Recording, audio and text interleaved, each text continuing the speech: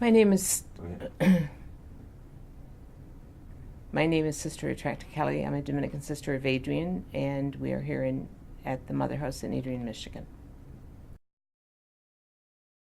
I became an immigration lawyer. First of all, I'm an immigrant myself, and during the 1980s, I served on our general council here in Adrian. And at that time, the Guatemalans and Salvadorans were both countries were at war, and were coming to the United States trying to escape the torture and killings that were going on in their home countries.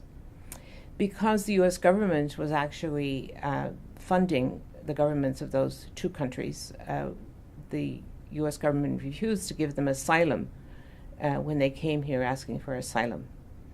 There was a group in Detroit called Freedom House who helped prepare Guatemalans and Salvadorans to go to Canada because Canada was accepting asylum seekers.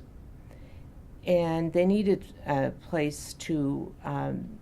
safe place for people from those two countries to stay while they awaited their documents from home.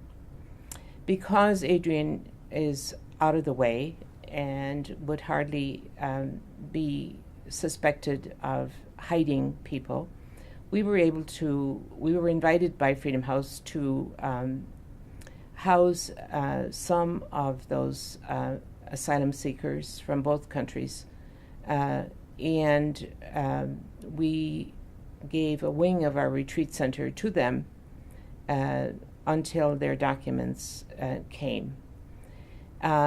At that point, I realized that I did not know the law, and as far as immigration was concerned, and I decided that after I finished my time on the council, that if I could pass the LSAT and get into a law school, that I would go and learn to do immigration law. So that's what I did in 1993.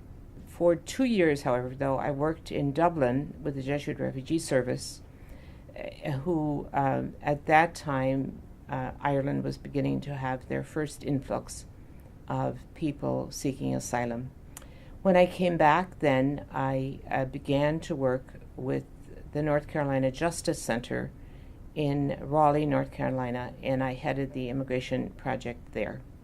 When I first got there were about 150 cases that were open, and the attorney who had been there before me had left about 4 months before I got there. So I learned right on the job. And by the time I left, we were having at least 500 cases open at one time. We as Dominican sisters have a general chapter every 6 years, and during that time we elect new leadership. The office is for 6 years. I was called to be prioress and was elected as prioress in February of 2010.